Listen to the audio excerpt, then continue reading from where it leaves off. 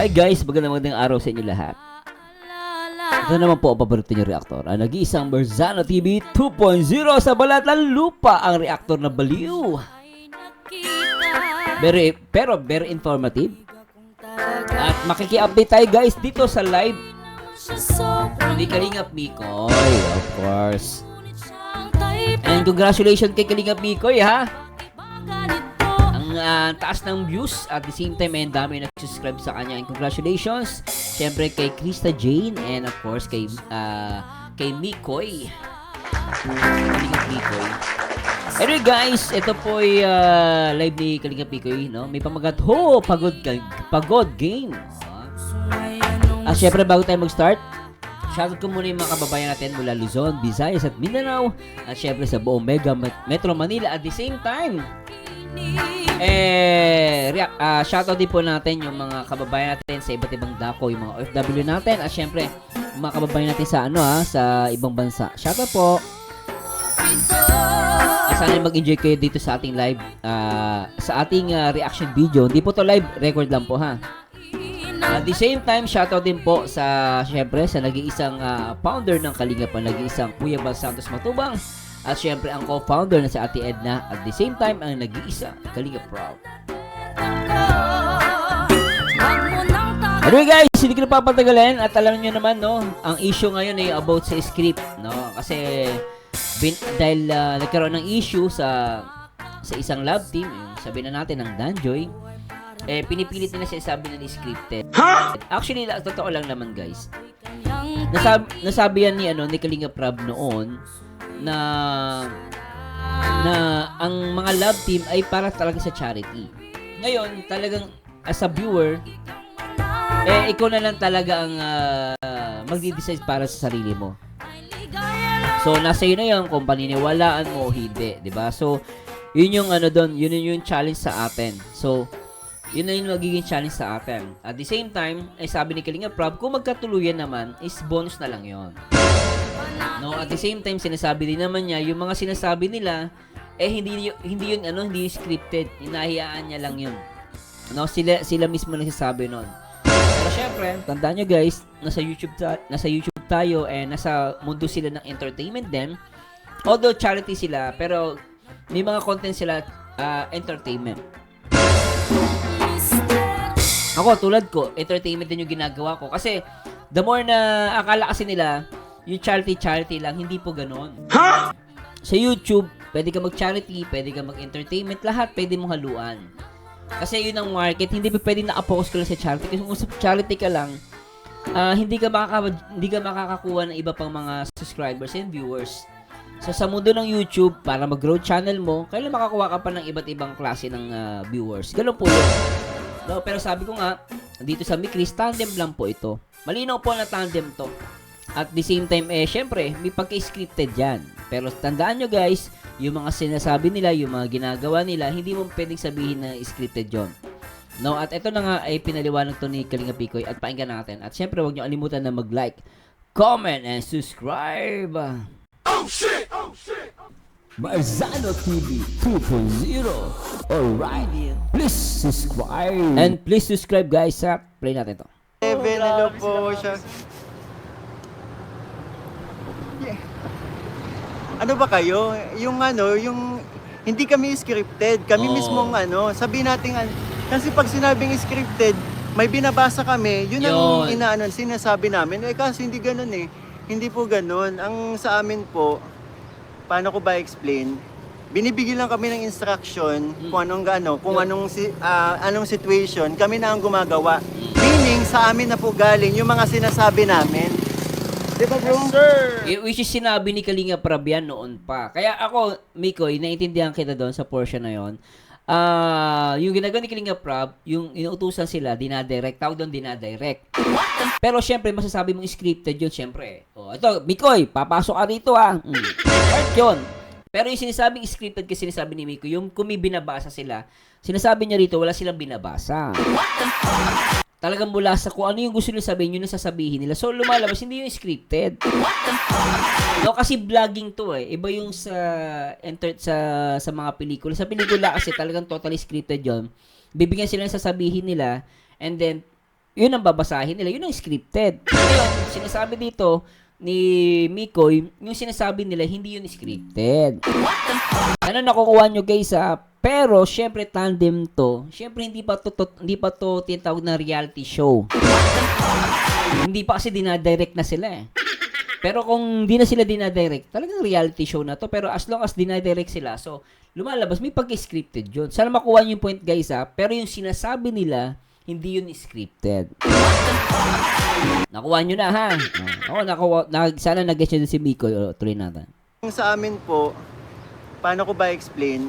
Binibigyan lang kami ng instruction kung anong situation, kami na ang gumagawa.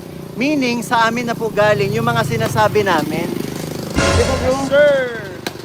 Kaya hindi mo masasabing scripted po ang hindi masasabing scripted po yun kasi wala. Baka, teka lang Mikoy kasi sasabihin nila, binanggit nga ni Kuya Bal na scripted yung mga lab team. Totoo naman yun eh.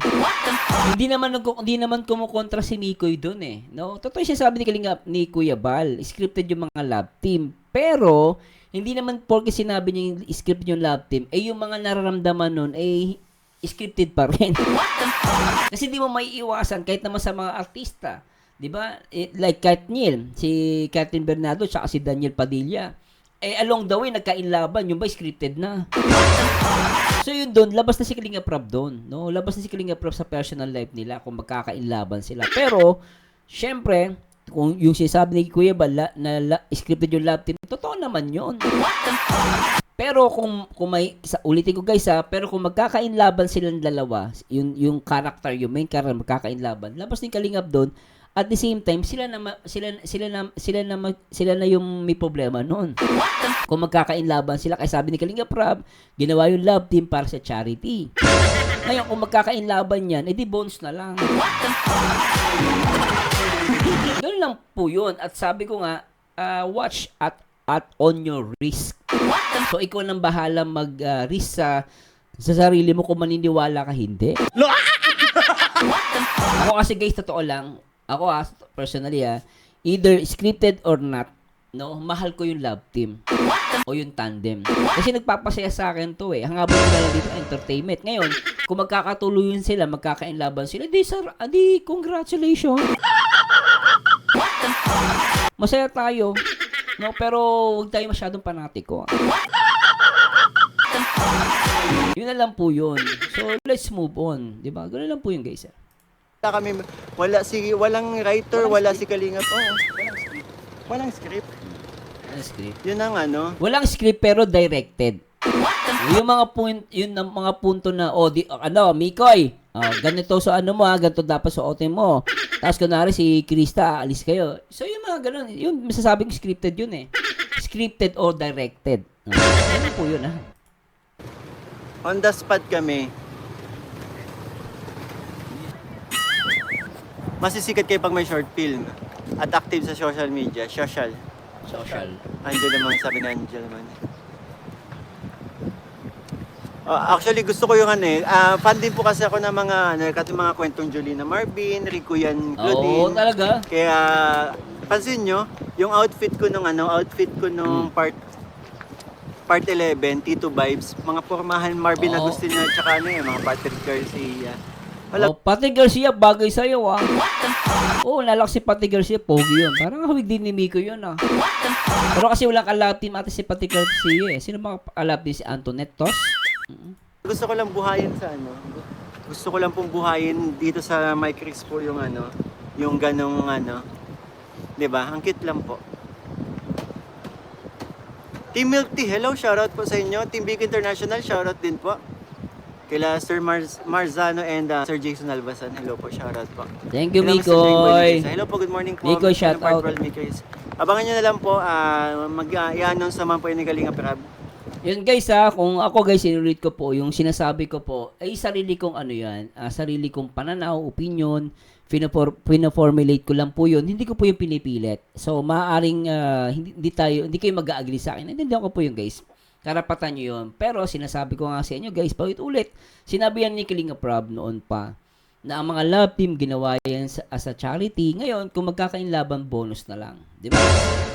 At the same time, isipin din natin yung pagiging responsible viewers din po natin. Ngayon, kung sa tingin natin na nadala tayo, so ganun sila kaano, 'di ba? Ganun sila kahusay kasi talagang part ng ano 'yan trabaho 'yan ng kanilang pagiging vlogger. Ngayon, inuod ko po, yung natutuwa talaga ako dito dahil inamin ni Mikoy, yung sinasabi nila, hindi yung scripted kasi talagang may scripted kasi may binabasa ka. So mula sa puso talaga 'yon, lalabas, 'di ba? Yan nun sa man po yung Kalinga Prab. Outfit ni Rico yun yung last ano ko, yung part 11 yung outfit ko. Mga outfitan ni Rico yan po. Di ba bro? Yung nakatakin, malaking polo shirt. Oh. Yung part 11, Rico yan, pormahan yun. Sinadya ko yun. Kasi Bagay-bagay nga kayo, bro. gusto ko talaga bro, buhayin yung Oo, talaga. buhayin yung mga ganong Oo. yung parang Bro, ganong vibes. Kaya nga bro, dun sila nadadala eh. Amalia Felicida. Tsaka gusto ko yung style mo nga maganda yung binabalik mo yung 90s, Mikoy. At kumbaga parang mariremind yung mga viewers, oy, teka, di ba? Kasi karamihan sa mga viewers mo, 90s No? Siyempre, mga bata-bata, hindi pa yan. Mga 15 to 18, hindi pa yan. Pero yung mga kasi edad namin na marami yan, makaka-relate yan. So, karamihan sa viewers mo, ganun yung edad 90s Felicilda, hello po, shoutout po. Sunday po ba ang premiere na? Monday, wala pa akong idea. That was sure note, that's sure note. Try mo baggy pants. So, wala tayong baggy pants. Actually, gusto ko nga din magka-baggy pants. Kaso dito sa lugar namin ay wala pong nabibiling baggy pants. Maghanap po online. Online lang siguro. Online. Baggy pants. Gusto ko yun, yung mga baggy pants. Elephant. Elephant ano yun? Elephant, baggy pants, pareho lang yan. Hindi ako nagsusuot nun. Willie Rebillame po. Hindi naman. Hindi yun. Ang mga pormahan ko yung mga 90s. 90s, Bagay naman sa'yo. Saka Rico yan. Rico yan bagay sa'yo. Pero huwag naman si Rico yan. Yung siguro, gaya mo naman yung mga buhay-buhay pa ngayon, ha? Marvin Agustin pwede. Kaya Patty Garcia pwede rin.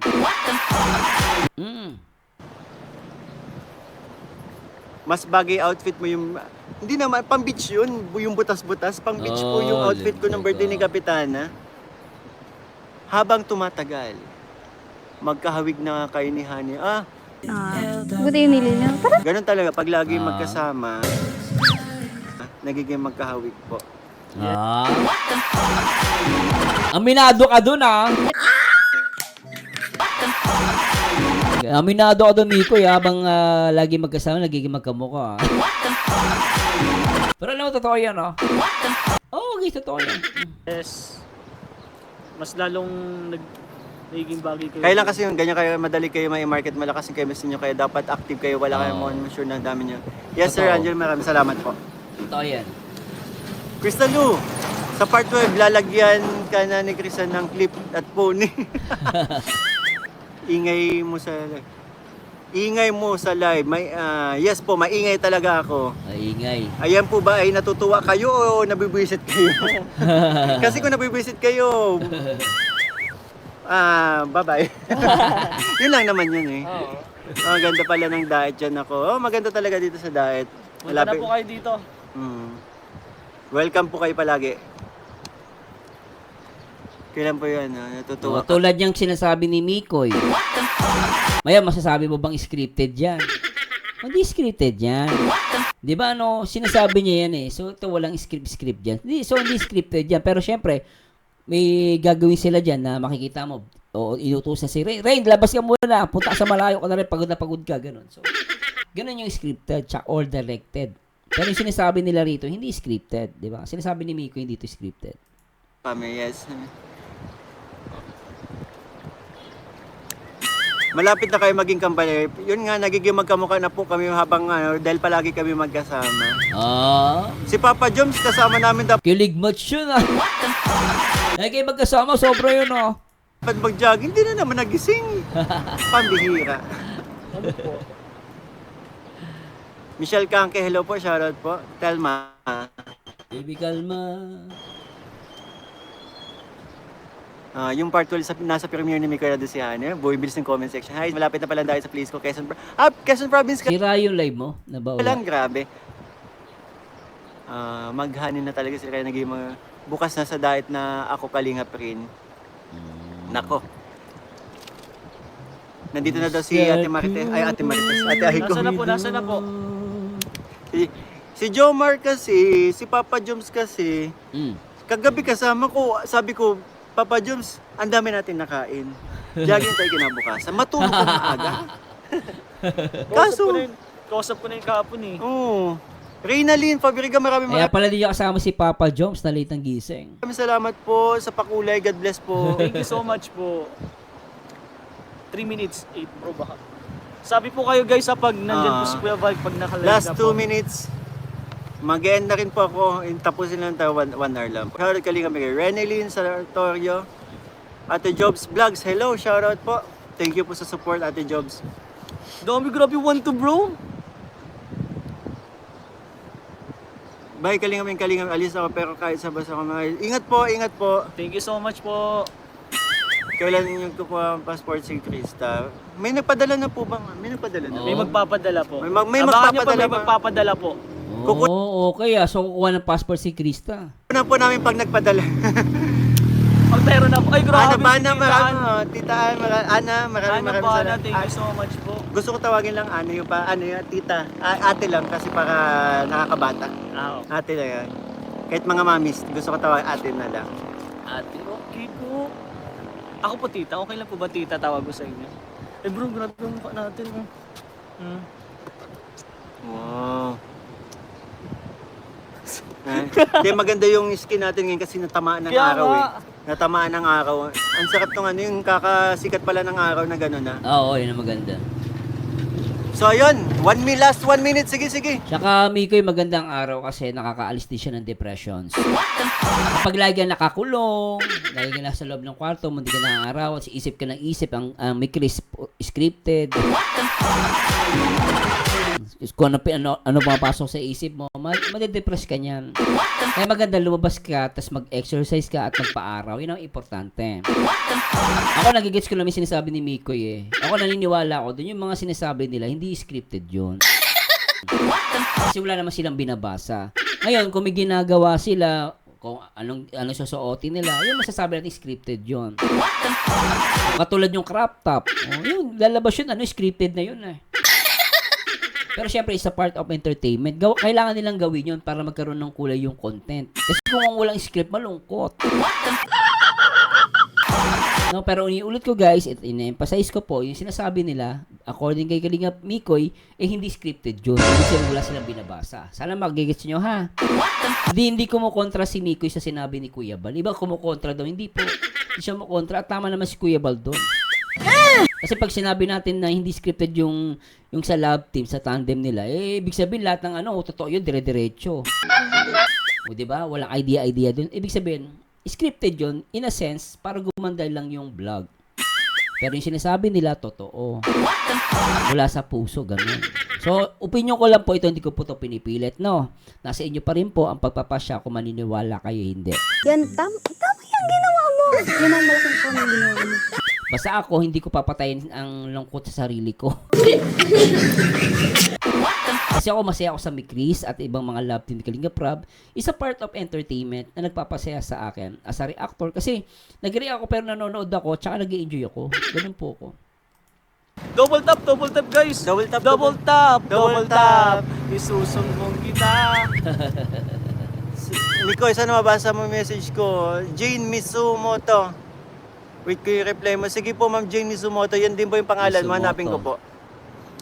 Diane's 81st Diary, maraming salamat po sa welcome po sa aking sa mga kasilog.